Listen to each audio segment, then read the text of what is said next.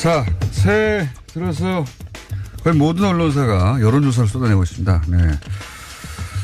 저희는 여론조사를 하지 않았지만 남들이 해놓은 걸 종합 분석하도록 하겠습니다. 두 분 나오셨습니다. 박시영 윈즈코리아 부대표 나오셨습니다. 안녕하십니까? 네, 반갑습니다. 박시영입니다. 네. 배종찬 리서치 본부장님 나오셨습니다. 안녕하십니까? 새해 복 많이 받으십시오. 복 많이 받으시고요. 두 분 다. 네. 네. 이게 이제 비디오로 보시는 분들이 이게 나가는지 모르겠는데 이게 덩치 매치입니다. 거의. 네. 네. 덩어리가 큰 분들이 나오셔가지고 제가 왜소해 보여가지고. 아니, 전혀 아닙니다. 전혀 아니긴요. 제일 큰 분이.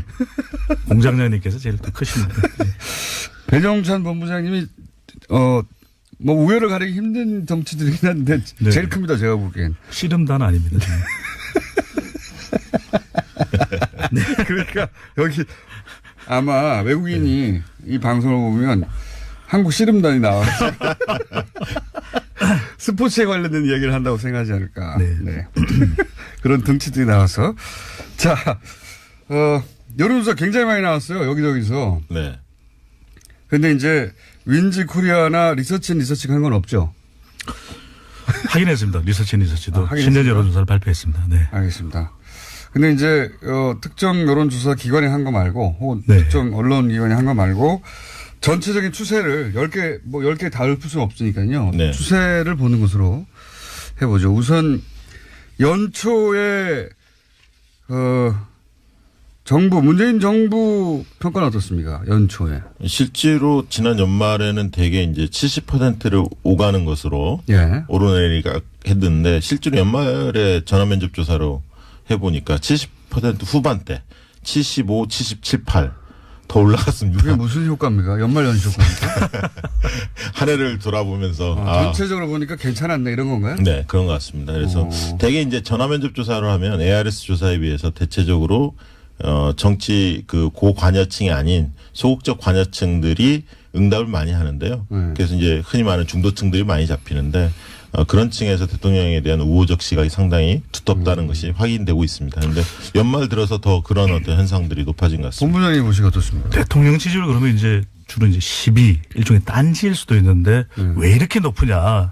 난 이해가 안 된다. 그렇게 말하는 보수 진영의 분들이 많죠. 네, 그래서 보수 응답자들이 많이 참여하지 않았다라는 이야기를 하기도 하거든요. 그렇죠. 그런데 그런 모든 걸 감안하더라도 문재인 대통령의 지지율은 매우 높은 것입니다. 방식이 바뀐 것도 아니고 그만큼 이 문 대통령 지지율의 특징 자체가 이 국정 운영 스타일에 대해서 이 국민들이 주목하고 있다. 파격적인 소통 행보. 그러니까 관리하고 있는 지지율로도 보여집니다. 그만큼 추진 동력을 얻기 위해서는 지지율이 중요할 수밖에 없는 것이거든요. 네. 그 중요성을 알고 있다고 봐야 되겠죠. 그러니까 숨은 보수표가 얼마나 되느냐. 샤이 보수. 이게 늘 이제 관심권은 일부 있다고 봅니다.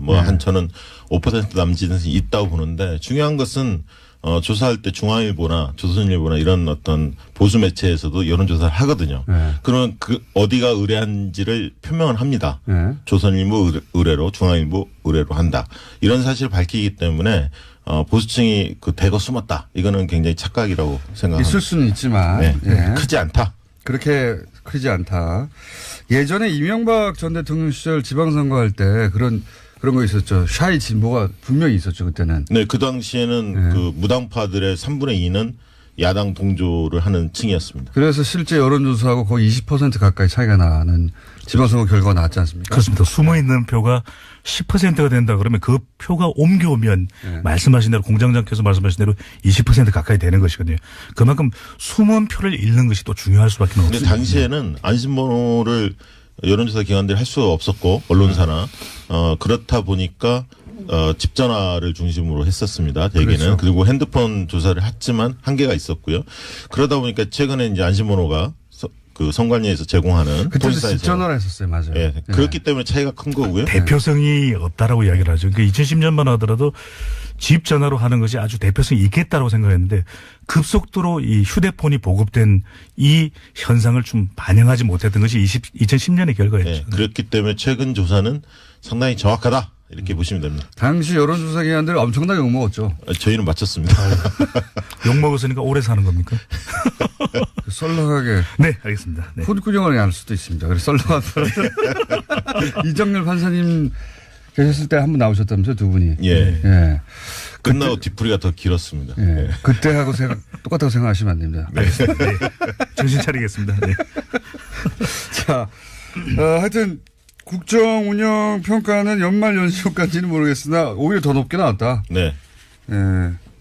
희한하네요. 예. 문재인 대통령 지지율의 특징을 이제 지난 충분한 데이터가 쌓였으니까 이제 6개월 이상 특징을 보자면 뭐 어떤 특징이 있습니까? 쉽게 얘기하면 이제 중도층에서도 3분의 2 이상은 문재인 대통령을 지지하고 있고요. 진보층뿐만 아니라 그리고 보수층에서도 거의 절반 가까이는 지지를 하고 있습니다. 아, 보수층 지지층도 상당히 두텁다. 네, 그렇습니다. 그러니까 응답자 특성으로 보면은 중도층도 그렇고 또 호남 지역에서의 지지율이 또 매우 높고 이 연령대별로도 골고루 뭐 30대, 40대, 50대까지 지지율이 높다는 것인데 특징 중에 하나가 과거에 대통령의 지지율이 높을 때는 특정한 이유가 있었습니다. 아, 이것 때문에 내가 지지한다. 근데 문재인 대통령의 특징은 국정 운영 스타일. 이전에는 볼 수 없었던 이 소통을 하고 있고 또 많이 경청하고 있는 모습 때문에 특별한 이유가 없다 하더라도 물론 직전 정부, 직전 대통령은 많이 비교는 되겠지만 예. 아, 잘한다. 이런 평가가 있는 것으로 저는 보입니다. 제가 볼 때는 이상적인 리더 이미지와 지금 현재의 문재인 대통령 이미지가 상당히 일치합니다. 조사를 해보면. 그래서 이제 그런 측면에서 국민들이 나름대로 높은 인기를 그 대통령이 구가하고 있는 것은 그만큼 어떤 리더가 우리 시대에 필요한가 이런 사람들의 마음속에 있는 상들이 있는데 그 상과 지금 문재인 대통령의 이미지가 상당히 중첩된다. 그렇게 보입니다. 이것 하나 꼭 말씀드리고 싶은데 이 일반인들이 대통령의 전화를 받았을 때 굉장히 놀래거든요. 근데 그 감동도 굉장히 진할 수밖에 없는 것이 일본의 이 오부치 총리가 오부치 대화 전화라고 해서 큰 감동을 불러일으켰었는데 문재인 대통령이 직접 국민들에게 전화를 해서 소통하는 그런 모습들이 다른 통화가 되지 않았던 국민들조차도 감동을 받을 수밖에 없는 것이거든요. 깜짝 놀랄 수 있는 겁니다. 나 대통령입니다. 그러면 누가 대통령이라고 믿겠습니까? 아니, 당신이 대통령이면 난 수상이야, 총리야. 이럴 수 있는데 그런 전화가 된다라는 것. 네. 알겠습니다. 배 본부장님의 유머 코드는 이해했고요. 네. 시도를 많이 해 주십시오. 그중에 터질 수도 있으니까. 알겠습니다.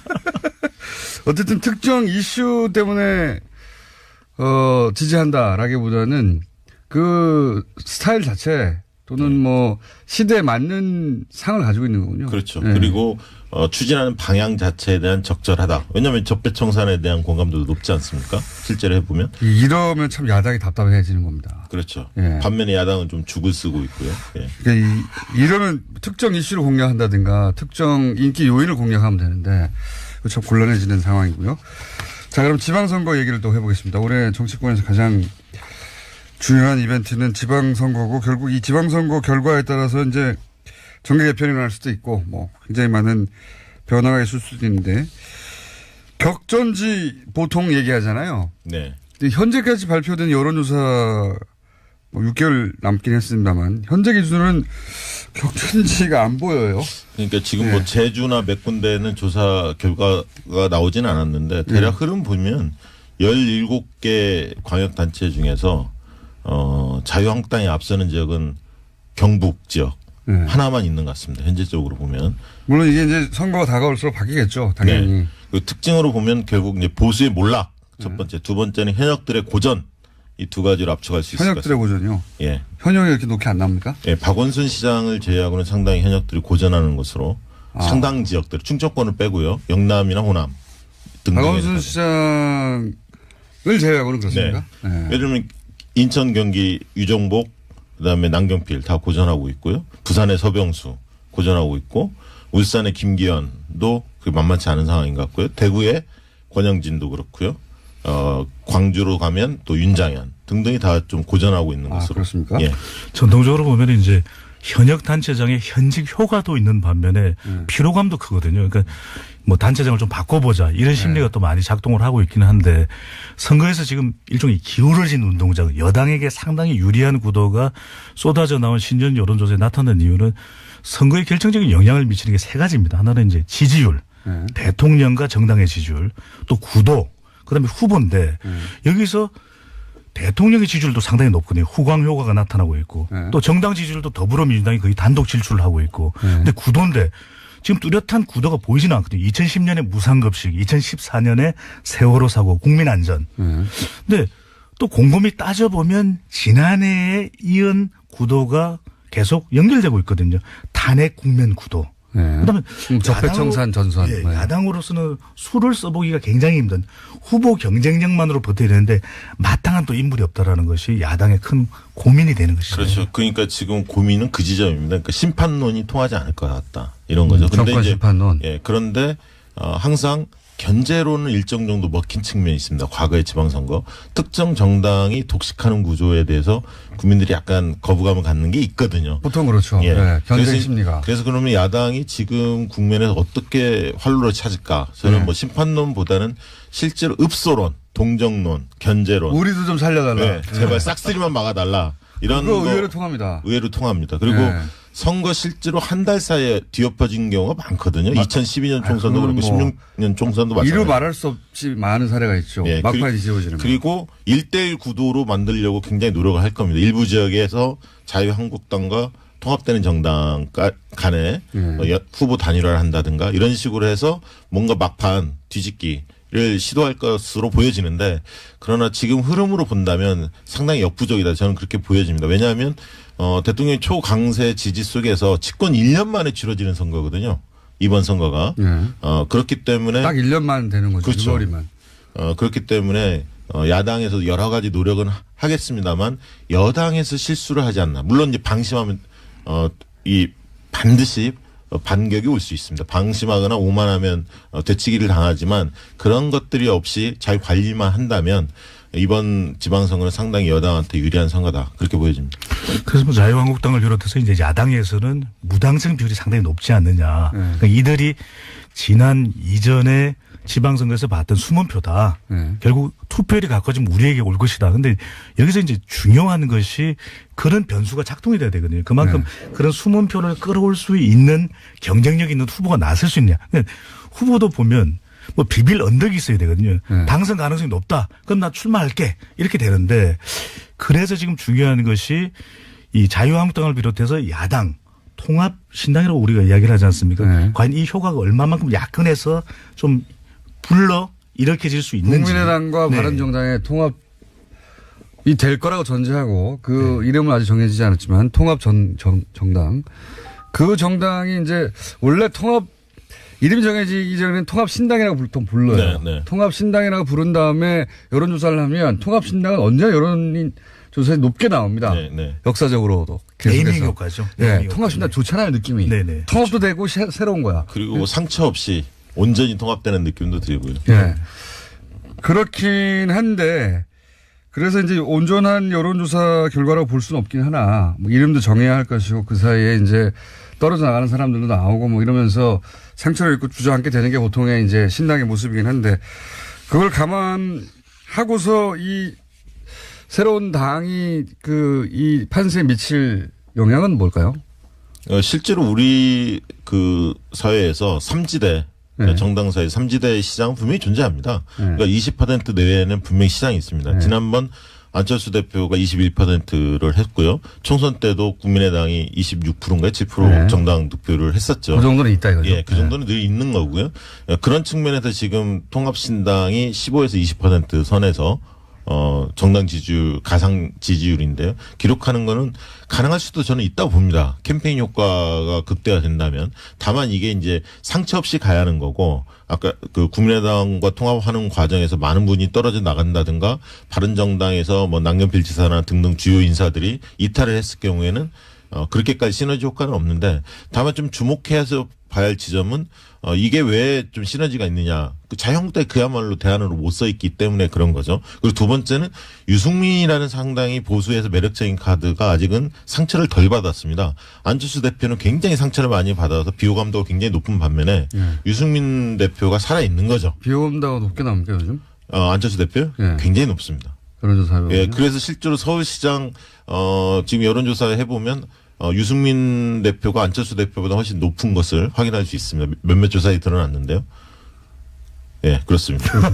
말을 우리가- 갑자기 끝내셔가지고. 우리가 지금 효과가 있느냐 효과가 없느냐 공장장께서 말씀하셨던 대로 신당이라고 하는 이름은 일단 주목을 받게 되는 효과가 나타나는 통합신당 것이거든요. 이름이 항상. 그러니까요. 예. 또 이것이 이 폭우냐 가랑비냐. 예. 폭우면은 아주 영향력이 클 텐데 그렇지 않더라도 가랑비 정도만 돼도 우리가 가랑비에 옷 젖는다 그러지 않습니까? 네. 그러면 이 효과는 분명히 나타나는 것이 적어도 선택지를 줄여주는 것이거든요. 바른정당과 이 국민의당이 통합되면서 선택지가 3개 정도로 정리가 되는 셈입니다. 네. 더불어민주당, 자유한국당 그리고 통합신당. 정의당도 있습니다만. 네, 물론 예. 정의당도 있어요. 정의당의 파괴력을 결코 무시해서는 안 되는 것이고요. 근데 여기서 그렇게 되는 경우에 여론조사 결과에서 보여지는 것은 자유한국당하고 상당히 경쟁하는 정도의 수준은 올라선다라는 것이거든요. 그러니까 더불어민주당의 위협적인 존재는 안 되겠지만 내년 지방선거에 적어도 광역단체장에 뭐 큰 영향을 주지는 못하겠지만 기초단체장도 있거든요. 후보에 훨씬 더 주목하게 되는 것이 기초단체장. 강역의원 선거 정도에는 영향을 줄 수 있다. 이런 또 분석도 그러니까 가능해집니다. 이 선거에 있어서 지방선거는 총선과 조금 다른 특성이 있습니다. 뭐냐면 우리 편을 그냥 무조건적으로 지지하는 게 아닙니다. 그러니까 같은 갑이면 우리 편을 지지하지만 능력에 대한 차이가 있으면 잘할 사람을 뽑는 선거가 지방선거입니다. 그래서 인물 요인이 상당히 큰 선거예요. 역대 다 그랬습니다. 특히나 젊은 층일수록 무조건적인 지지가 아니라 조건부 지지를 보내고 있습니다. 근데 오히려 장년층, 노년층들은 무조건적인 지지를 합니다. 그러니까 번호 보고 투표는. 그렇죠. 예. 거기는 정당 요인이 큰 거고요. 장년층은 예. 젊은 층은 인물 요인을 높게 보고 있습니다. 그런 점을 감안했을 때 여당이 그 낙관을 할 수는 없는데 다만 이런 점은 있습니다. 문재인 정부의 중간 평가로 지방선거를 지금 몰고 가고 있거든요.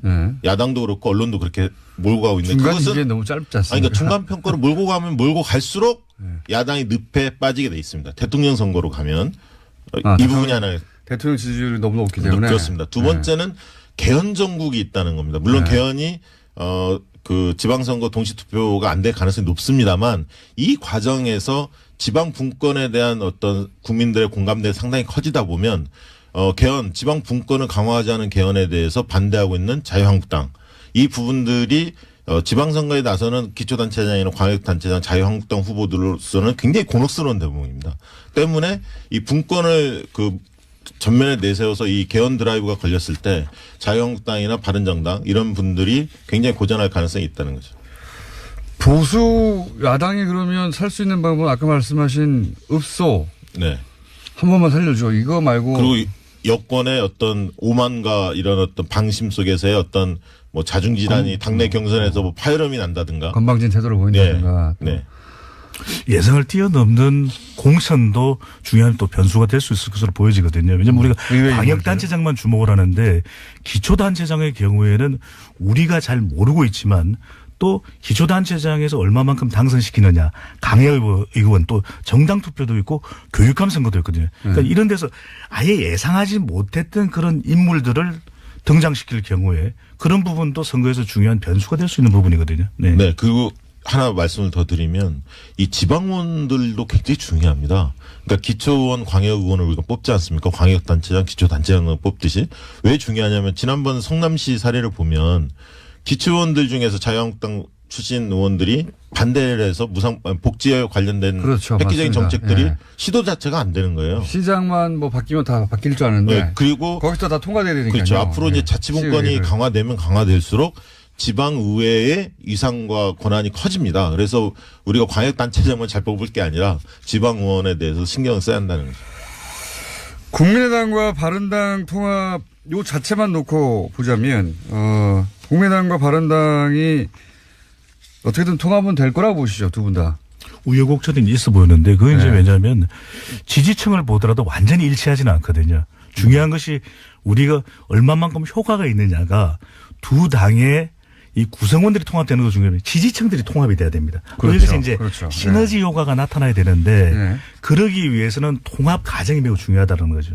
아주 순조롭고 또 갈등을 봉합해가면서 통합하는 모습을 보여줬는데 이것을 얼마만큼이나 잘할지가 이제 관건인 것이죠. 순조로울 리는 없다고 봅니다. 네. 네. 근데 이게 잘 보셔야 할 게 지금 통합 반대파하고 통합 추진파가 있는데 어쨌든 통합이라는 프레임 속에서는 당연히 통합파가 우위를 점하고 있고 통합은 단어가 좋잖아요. 네. 그 두 번째는 뭐냐면 누가 새로움을 주고 있느냐는 겁니다. 그러니까 통합 반대파가 새로움을 주지 못하고 있어요. 지금 잘 보시면.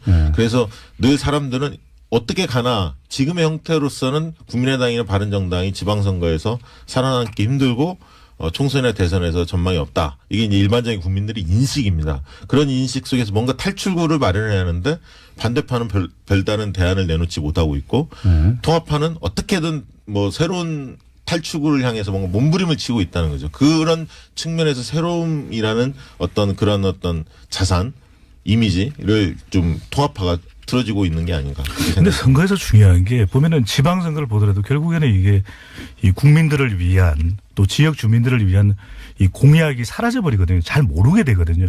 우리 또 뉴스공장 메시지가 분명하지 않습니까? 우리의 정체성. 그런데 대개의 경우에는 지금 보면은 각 정당 훅 들어오시네요. 네네.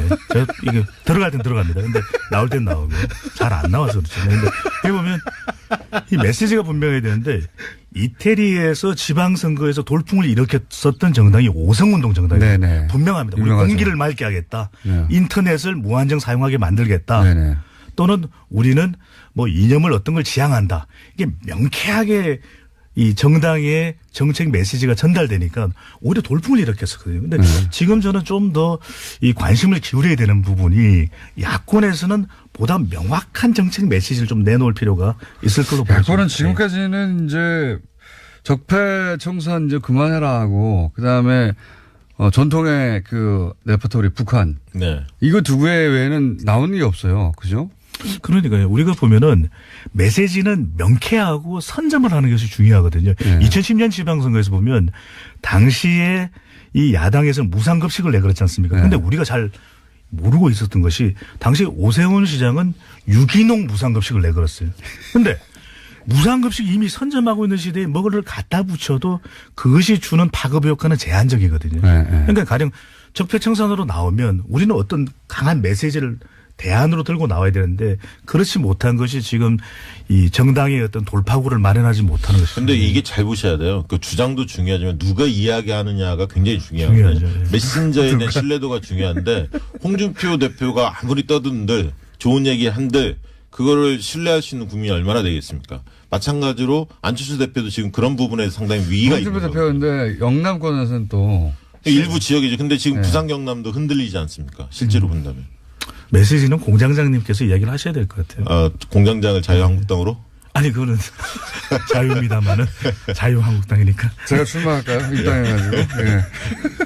대표 경선에. 자, 훅 훑어봤어요. 예, 훅 훑어봤는데 겉핥기 정도로 훑어봤다고 생각이 듭니다. 네, 큰 틀에서만. 근데 이제 두 분을 좀 자주 모셔야 될 것 같아요. 이 선거에 회의이기 때문에 자주 모셔야 될 것 같은데 오늘 거의 미천이 다 드러난지도 모르겠다. 다 드러난 것 같습니다. 할 얘기를 더 이상 없습니다. 다 하셨을지도 모르겠다 하는 생각이 드는데 재밌었기 때문에 예, 이 덩치 매치 앞으로 좀 자주 이어갈까. 빅 매치.